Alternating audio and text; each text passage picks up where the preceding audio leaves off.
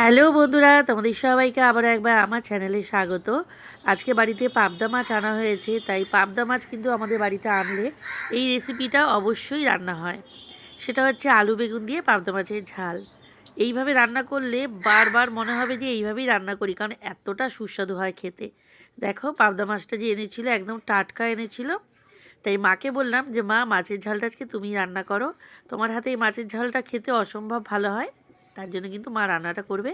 চলো স্টার্ট করা যাক। সর্বপ্রথম কড়াইয়ের মধ্যে সর্ষের তেল দেওয়া হয়েছে। তেলটা যতক্ষণ গরম হচ্ছে দেখিয়ে দিই। এখানে দেখো আলু বেগুন কেটে নেওয়া হয়েছে ঠিক এইভাবে একটু লম্বা করে। এর মধ্যে দিয়ে দেওয়া হবে হলুদের গুঁড়ো,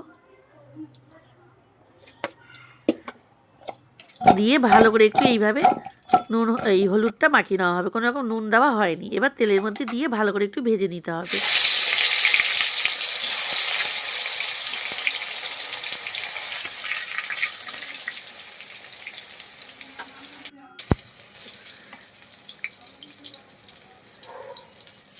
বেগুনটা কিন্তু সুন্দর করে ভাজা হয়ে গেছে। এবার একটা প্লেটের মধ্যে তুলে নেওয়া হচ্ছে। ঠিক একই রকমভাবে আলুটাও কিন্তু ভেজে নিতে হবে।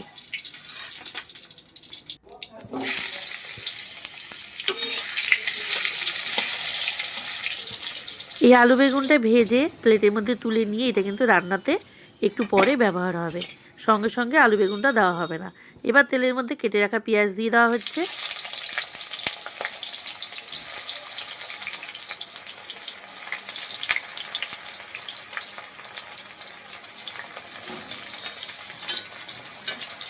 পেঁয়াজটা একদম হালকা করে ভেজে নেব, খুব বেশি ভাজবো না। দেড়খানা মতো টমেটো, দেশি টমেটো রান্নাতে ব্যবহার হবে, দিয়ে দিলাম।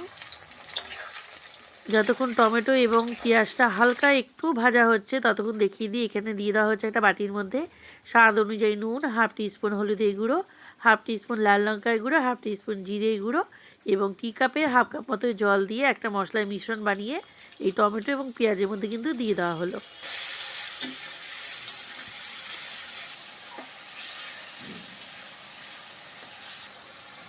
কয়েকটা চেরা কাঁচা লঙ্কা দিয়ে মশলাটা খুব ভালো করে কষাতে হবে।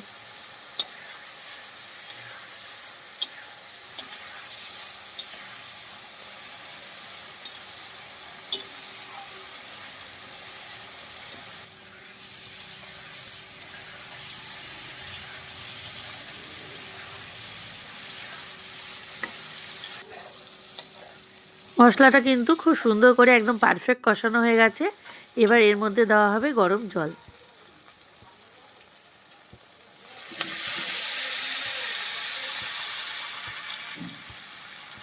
খুব বেশি ঝোল হবে না, একটু গামাখা হবে। মানে হচ্ছে খুব বেশি পাতলাও হবে না, খুব বেশি ঘনও হবে না। তার জন্য একটু মাপ অনুযায়ী কিন্তু জল দেওয়া হলো।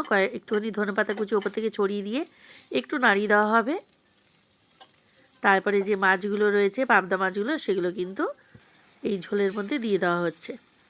মাছগুলো কিন্তু না ভেজেই রান্না হবে। পাবদা মাছ না ভেজে রান্না করলে একদম মাখনের মতো খেতে লাগবে।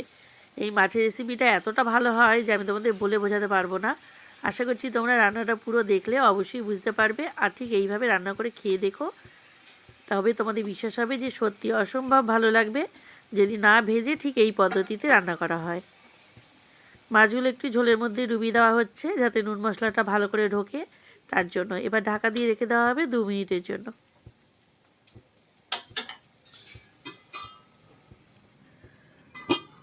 ঠিক 2 মিনিট পর ঢাকনাটা সরিয়ে আলু বেগুনটা যে ভেজে রাখা রয়েছে সেটা কিন্তু ঝোলের মধ্যে দিয়ে দেওয়া হবে।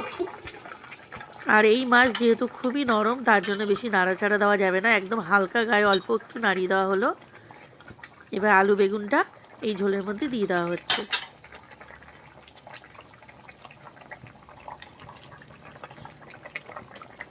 একদম হালকা করে একটু নাড়িয়ে চাড়িয়ে দিয়ে ওপর থেকে বেশ কিছুটা ধনেপাতা কুচি ছড়িয়ে দিলেই কিন্তু আমাদের আসল কাজ কমপ্লিট। তারপর আর কিছুই করার নেই, ঢাকা দিয়ে রেখে দেওয়া হবে ঠিক 5 মিনিটের জন্য। আর গ্যাসটা কিন্তু পুরো জোরে থাকবে।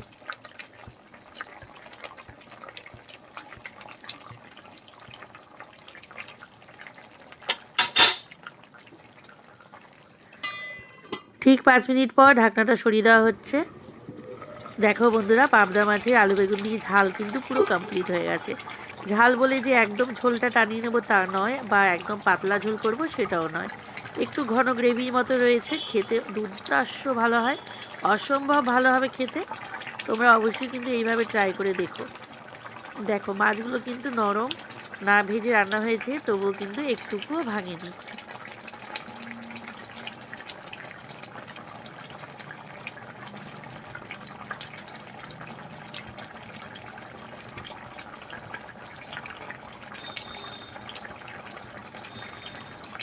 একটা প্লেটের মধ্যে ঢেলে নেওয়া হবে।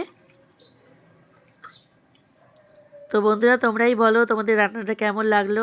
আশা করছি ভিডিওটি দেখে তোমাদের ভালো লেগেছে। ভালো লেগে থাকলে যে সকল বন্ধুরা ইউটিউব থেকে দেখছো চ্যানেলটাকে অবশ্যই সাবস্ক্রাইব করো, লাইক এবং শেয়ার করো, পাশে থাকা বেল আইকনটা অবশ্যই প্রেস করো। আর যে সকল বন্ধুরা পেজ থেকে দেখছো পেজটাকে ফলো করো, লাইক এবং শেয়ার করো। এখনো মতো টাটা।